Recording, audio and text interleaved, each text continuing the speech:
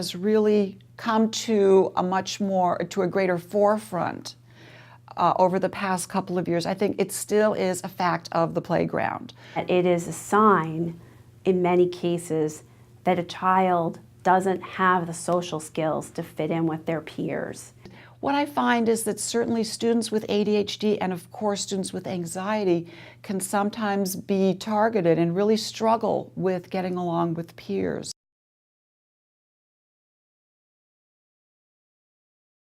Because what we do know is that a student who's with a group has a much lower likelihood of being bullied than a student who is by themselves and on the perimeter of the playground. That's where the children who want to cause a little trouble, who want to feel good about themselves by making someone feel bad, they'll go to the outskirts of the playground and look for who's there and who's away from the adults and the other students. So what happens is that the kids who are bullied don't necessarily have anyone to defend them.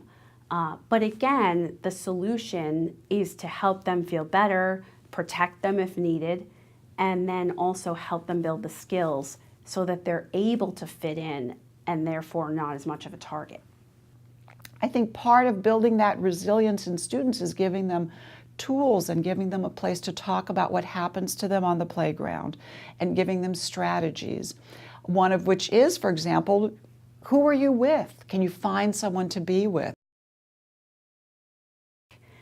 So one of the things I've found is that versus 12 years ago, parents whose kids are not left out now understand the longer term implications and how being left out feels to someone, and they're more sympathetic and more willing to engage in discussion about it. There are quite a few programs now that a number of schools are implementing, whether they're looking at social isolation or whether they're looking at bullying in particular, and really talking about supporting students in not being bystanders, in being upstanders, in being able to spot bullying and to really say something and protect children who are being bullied.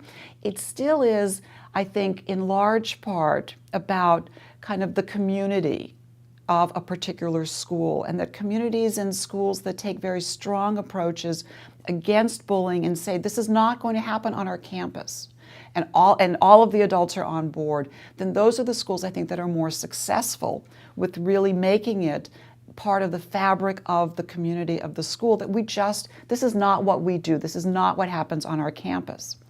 But not every school, not every community has found a path to that yet, although I think that is, again, happening more and more.